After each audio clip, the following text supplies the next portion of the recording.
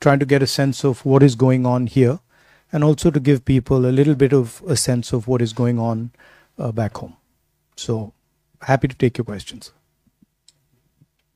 Yes, please.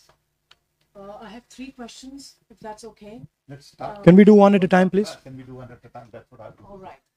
See, the first question is, what was the main message for the parliamentarians here? And what do you expect from them? What do you expect from Europe? Have you come with any sort of expectation that you tell them, give them a message, and then you want them to do something? No. And it's more of a conversation than a message. I'm no one to come and give a message to the Europeans. It's an exchange of ideas about what is going on in India, what's going on here, the type of cooperation that we can do. So it's more of the frame is a conversation.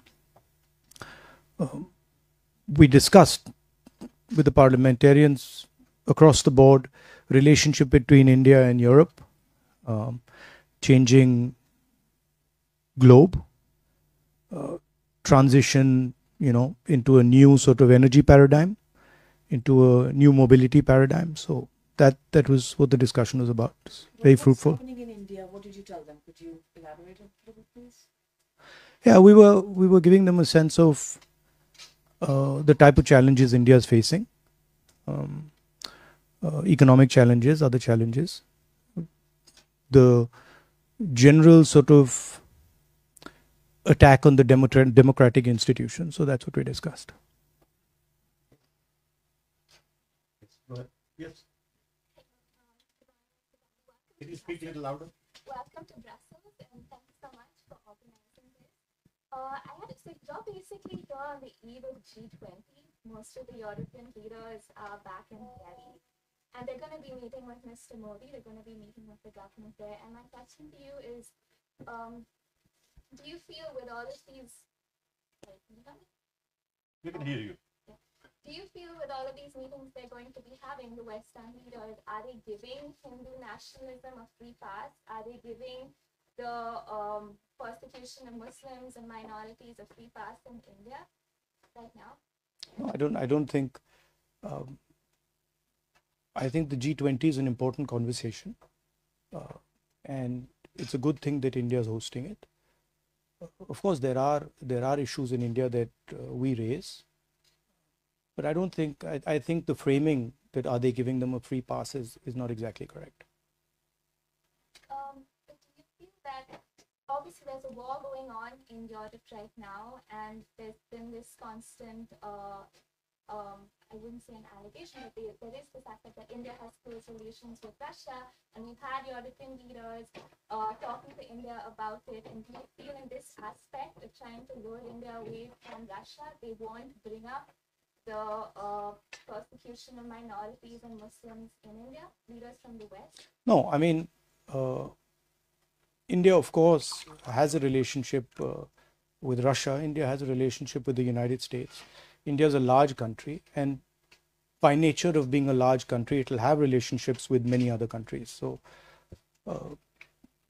that's a normal thing. That's not, India has every right to have a relationship with whoever it wants. There is, of course, there are serious issues about the type of actions that are being taken with regards to institutions, with regards to democracy and stuff. And yeah, we would hope that there is a sense that there are underlying issues. Can I just have a follow-up? No, please just. Yes, sir. Dmitry Shkurko, National News Agency of Ukraine. We know that the Modi government takes quite cautious position on the conflict and the war Russia held against Ukraine. So that I'm curious, what is the opposition point of view on the issue? And the related question, is that cautious position of the Indian government related to the sharp increasing of the oil supply of Russian oil to India? I think the opposition, by and large, would agree with India's position current position on the conflict. We have a relationship with Russia, and I don't think the opposition would have a different view than what the government is currently proposing. Hello, I am from actually Kashmir. I would like to ask a question related to Kashmir issue. And what would be your policy if you came into the power next elections, hopefully? And recently, 4 years before, the Article 370 was abrogated, and even opposition leaders were restricted to visit and meet the people. And how you see the future of Kashmir? Thank you. I mean, our position on Article 370 is very clear. It's in a resolution passed in the CWC of the Congress Party. I would urge you to take a look at that. Of course, we are for ensuring that every single person in our country has a voice, is allowed to express themselves, and we feel very strongly that Kashmir should develop, Kashmir should progress, and there should be peace in Kashmir. Please. Good morning. Thank you very much, Pascaline Gabori, pilot for Dev. I just would like to know what are your next priorities, political priorities, and what will be your world vision in a context of growing tensions. Thank you. What would be my your view on international relations in a difficult context that we are now? I've been saying in all my meetings that it is pretty clear that China is proposing a particular view, a particular vision of the planet, right? And they are putting on the table the idea of the Belt and Road. And one of the reasons they are able to do that is because they have become a center of global production. And this is something I told the people yesterday in the External Affairs office. But I don't see an alternative vision coming from our side. That vision requires a vision for production in a democratic environment. What the Chinese have basically shown is that it is possible to produce effectively in a coercive environment where you don't give people freedom, where you restrict their freedom, but you offer them prosperity without political freedom. And the challenge for us is, can we provide an alternative vision where we do production under democratic conditions with political and economic freedom? And I think there's a lot of cooperation that can happen between the United States, between Europe, and between us. And I think that's where a lot of our focus should go. How can we create an alternative to the Chinese production model that is a coercive production model? A competitive vision. Hi, this is Malini from PTI.